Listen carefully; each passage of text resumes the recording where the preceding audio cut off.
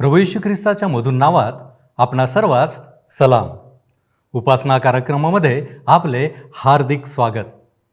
प्रियानो, आज आपण योहानकृत शुभवर्तमानाच्या पहिल्या अध्यायाचे अध्ययन करणार आहोत आणि यातील 1 ते 3 या वचनांचा अभ्यास करणार आहोत. येशू ख्रिस्ताबद्दलचा परिचय आपल्याला इतर शुभवर्तमानाच्या सुरुवातीला दिसतो, तसा तो आम्हाला योहानकृत शुभवर्तमानात दिसत नाही. पहिल्या अध्यायाच्या सुरुवातीलाच ख्रिस्ताचा परिचय येथे अगदी वेगळ्या पद्धतीने केलेला आहे. देवाचा शब्द म्हणून येशूला शीर्षक देण्यात आलेले आहे. निर्मितीच्या सर्व कार्यात देखील येशूचा सहभाग आढळतो. मनुष्य देवाला पाहू शकत नाही, कारण देव आत्मा आहे. देवाला जाणण्याचा, ओळखण्याचा एकच मार्ग आहे आणि तो म्हणजे येशू ख्रिस्त. ख्रिस्ताने देवाला प्रगट केले. पहिल्या 3 वचनातून येशूच देव आहे असे अतिशय स्पष्टपणे सांगण्यात आले आहे. ख्रिस्ताचे दैवत्व स्पष्ट करण्यात आलेले आहे. वास्तविक पाहता यातील सत्य जरी गुंतागुंतीचे दिसले तरी अतिशय उत्तम रीतीने मांडलेले आम्हाला दिसते. अध्ययन करताना आपणास या गोष्टीची नक्कीच जाणीव होईल. तर मग चला प्रियानो, आपण आजच्या अध्ययनाची सुरुवात करूया. श्रोत्यांनो, आज आम्ही योहानकृत शुभवर्तमान ह्याच्या पहिल्या अध्यायाला सुरुवात करीत आहोत. जर आपणाजवळ नवीन करार आहे तर अवश्य उघडा. योहानकृत शुभवर्तमान पहिला अध्याय. योहानाने आपल्या लेखनाचा आरंभ सनातन काळी येशू ख्रिस्त देहधारी होण्यापूर्वीच केला आहे. देवाने आपल्या पुत्राला जगामध्ये पाठवले ते त्याने देवाचा पुत्र व्हावे यासाठी नव्हे, कारण तो सनातन पुत्र आहेच.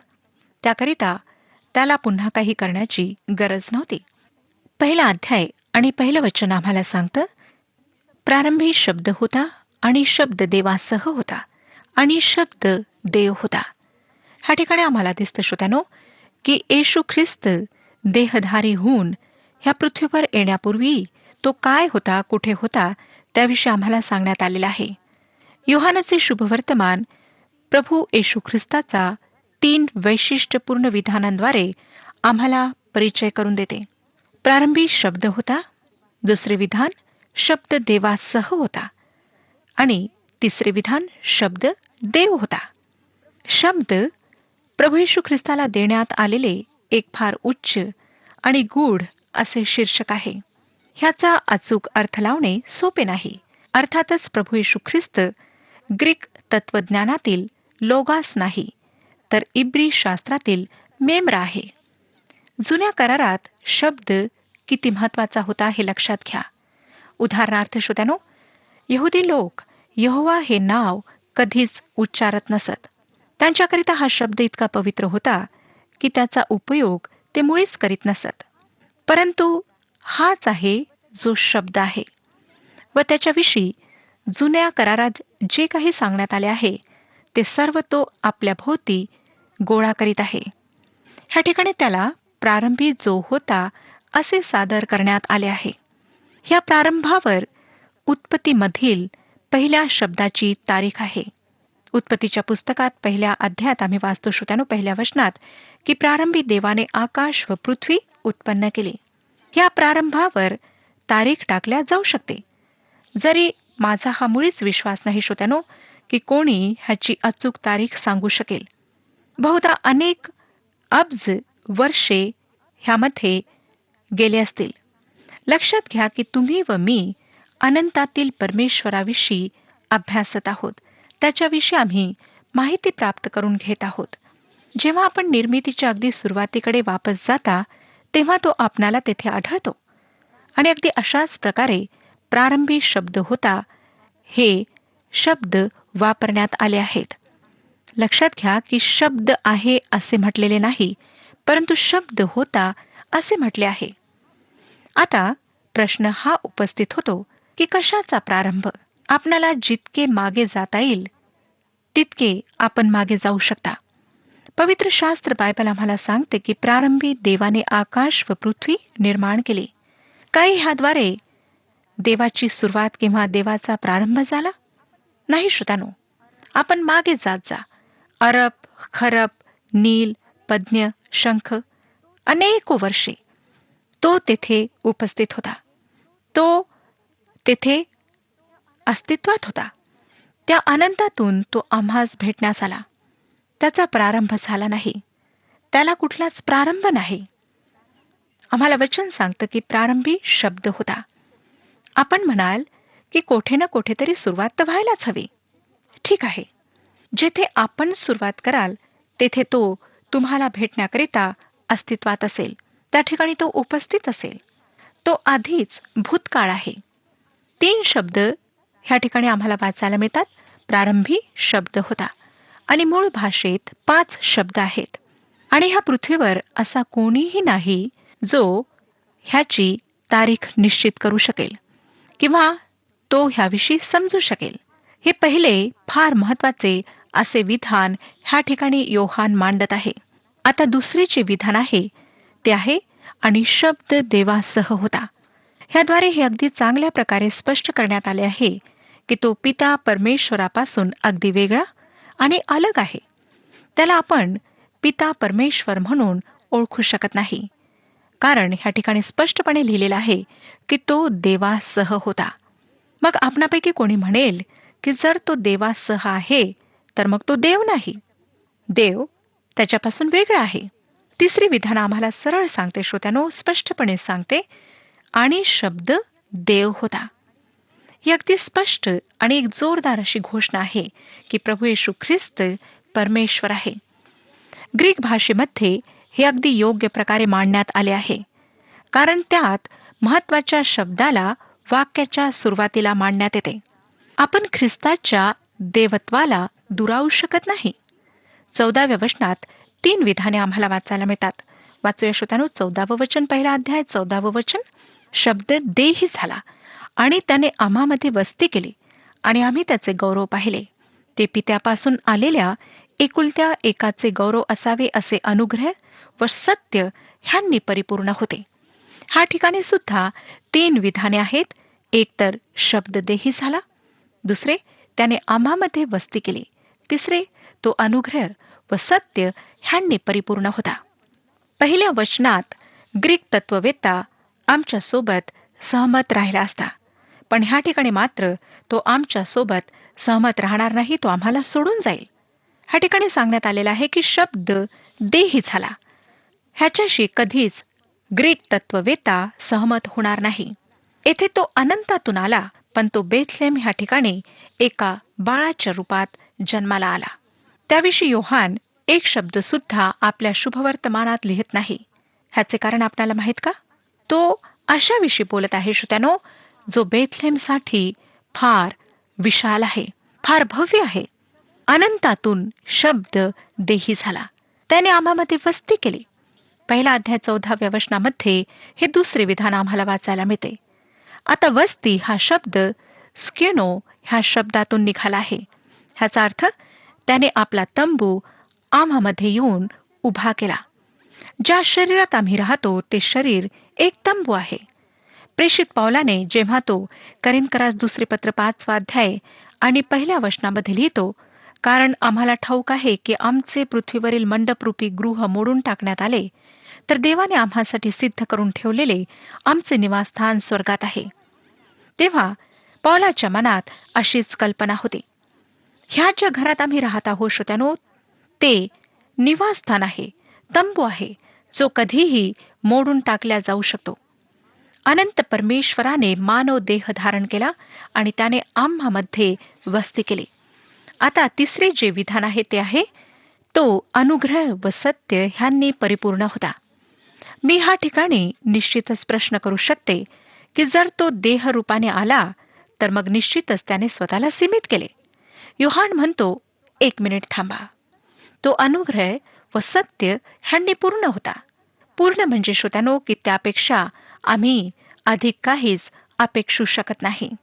त्याने ईश्वरत्व सोबत आणले व तो कृपा अर्थात अनुग्रह व सत्य ह्यांनी पूर्ण होऊन जेव्हा ह्या पृथ्वीवर आला तेव्हा तो पूर्ण होता. आता आपण 18व्या वचनाकडे थोडा वेळ पाहूया. पहिला अध्याय 18वं वचन.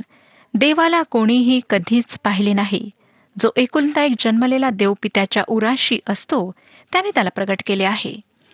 देवाला कोणीही कधीच पाहिले नाही, हे पहिले विधान आहे. दुसरे विधान आहे की जो एकुलता एक जन्मलेला देवपित्याच्या उराशी असतो.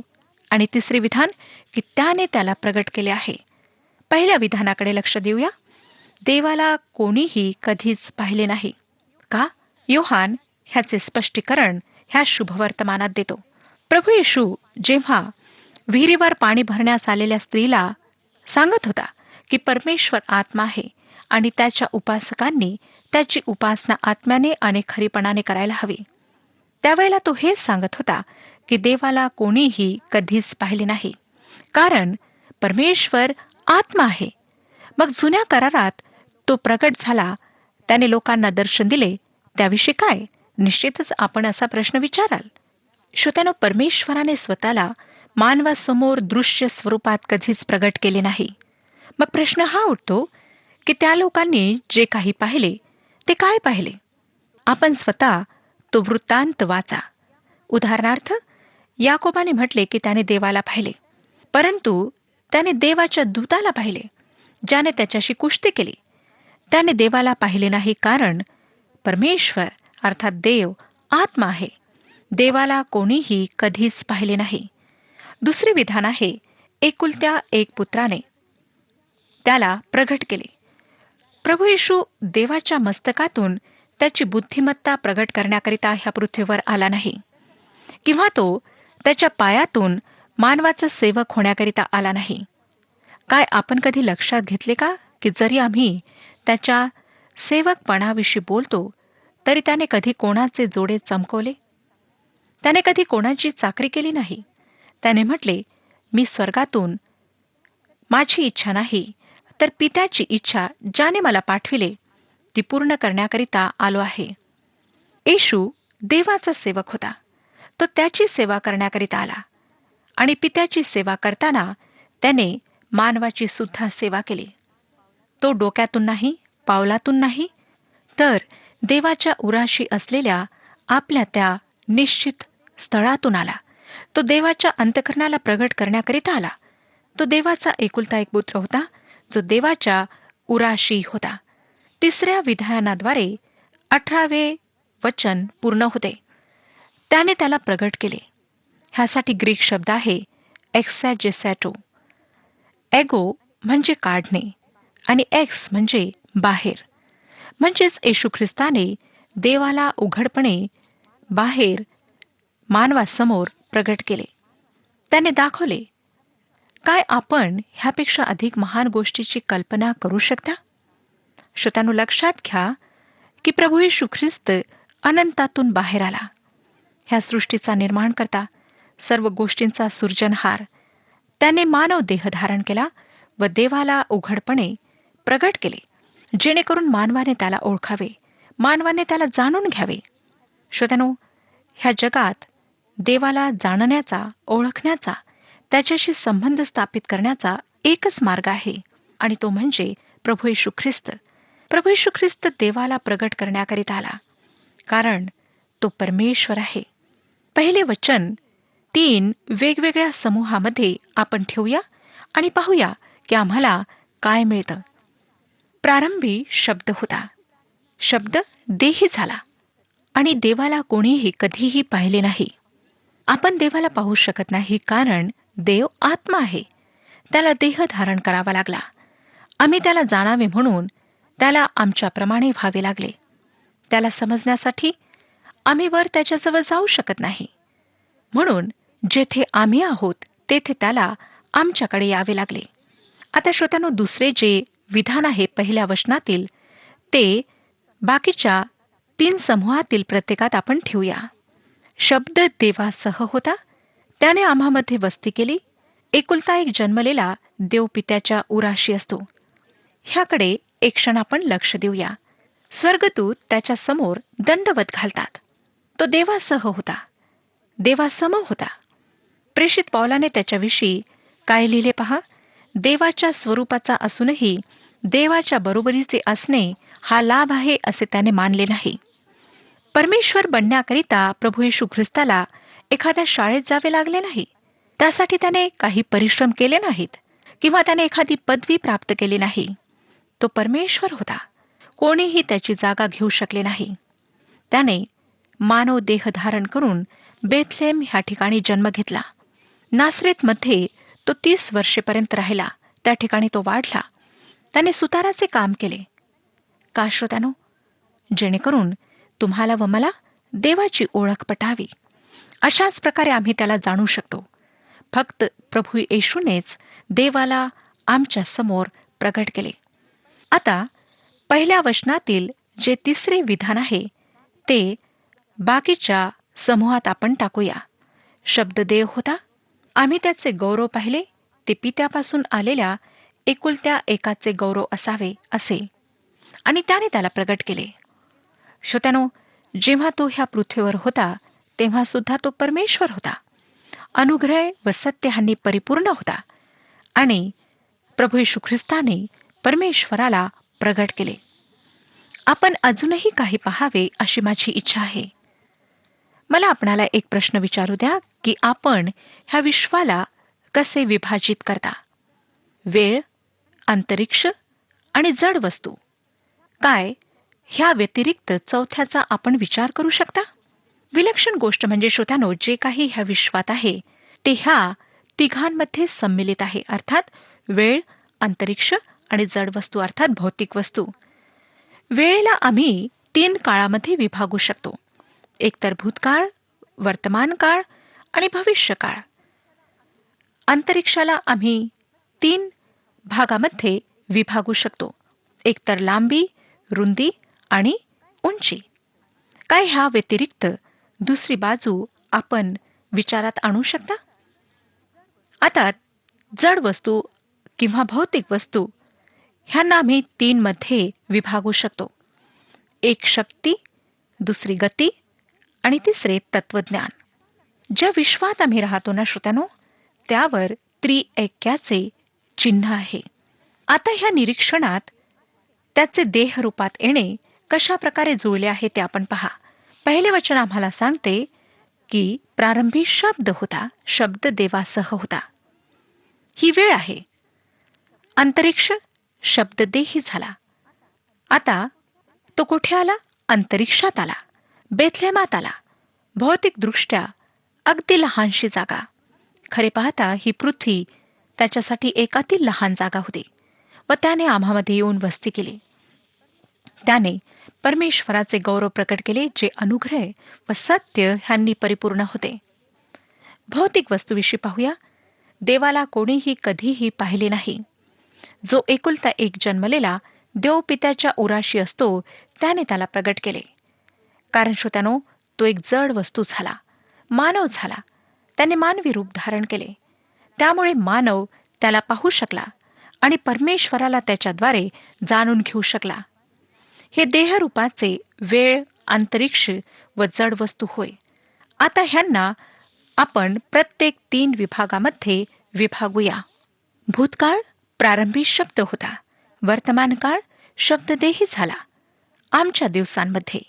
भविष्यकाळ देवाला कोणीही कधीही पाहिले नाही. फक्त एकुलत्या एक पुत्राने त्याला प्रगट केले. प्रेषित पौलाने त्याच्या जीवनाच्या शेवटच्या दिवसांमध्ये म्हटले की तो व त्याच्या पुनरुत्थानाचे सामर्थ्य व त्याच्या दुःखाची सहभागिता ह्यांची त्याच्या मरणाला अनुरूप होऊन मी ओळख करून घ्यावी. हे भविष्यासाठी होय. त्याला खरोखर माहीत करून घेणे आम्हाला आवश्यक आहे.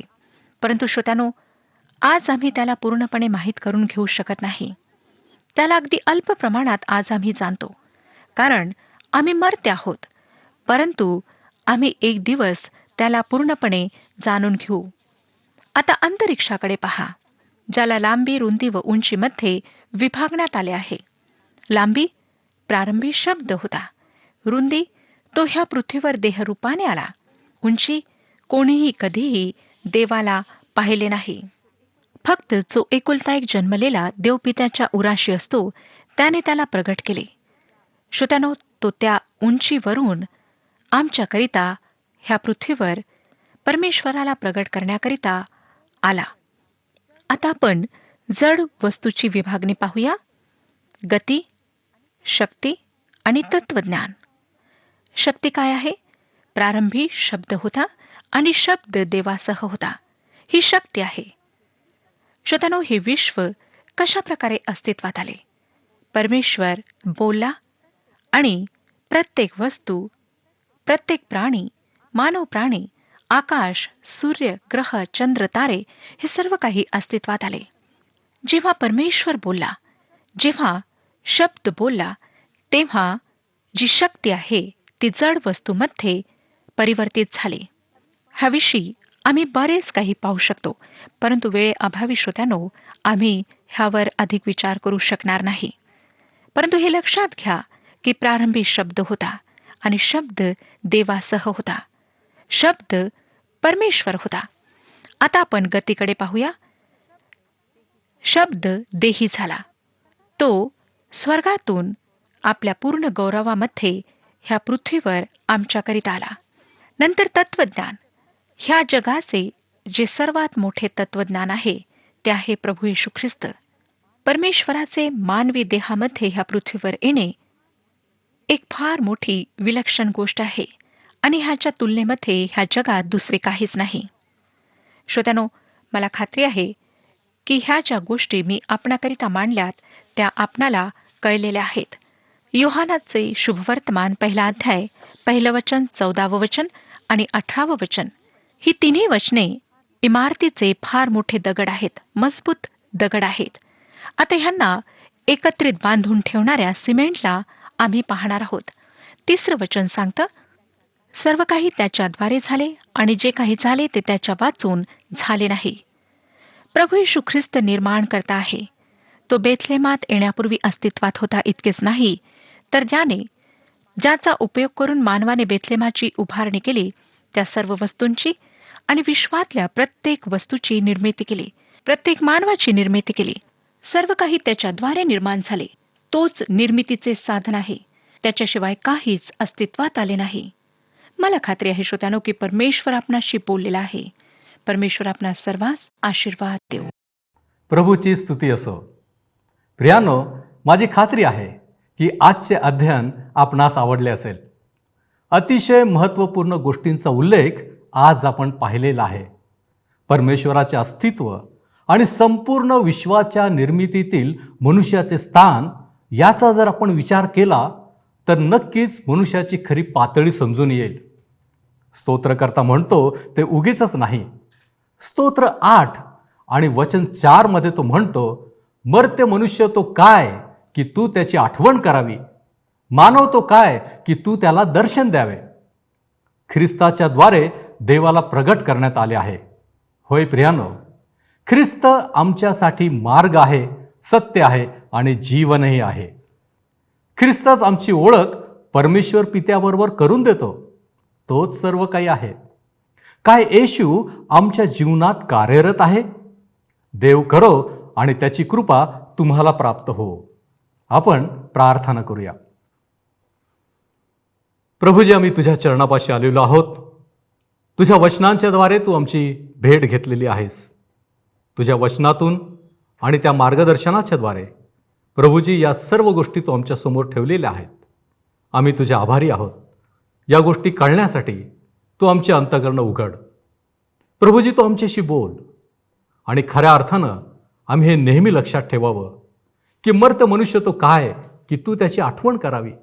खरंच प्रभूजी, आमच्यामध्ये असं काय होतं की तुझ्या एकुलता एक पुत्राला, प्रभू येशू ख्रिस्ताला या जगामध्ये तू पाठवलंस. केवळ तुझी प्रीती. होय प्रभूजी, त्या प्रीतीमध्ये तू आजही आम्हाला ठेवू इच्छितोस आणि म्हणूनच प्रभूजी आम्ही तुला विनंती करतो की तुझ्या प्रीतीमध्ये येण्यासाठी आम्हा प्रत्येकाला सहाय्य कर. आम्ही लीन होतो, आम्ही नम्र होतो, आम्ही नतमस्तक होतो. तू आमचा स्वीकार कर. येशू ख्रिस्त आमचा प्रभू याच्या द्वारे मागतो म्हणून तू ऐक. आमेन. प्रभूची शांती तुमच्याबरोबर असो.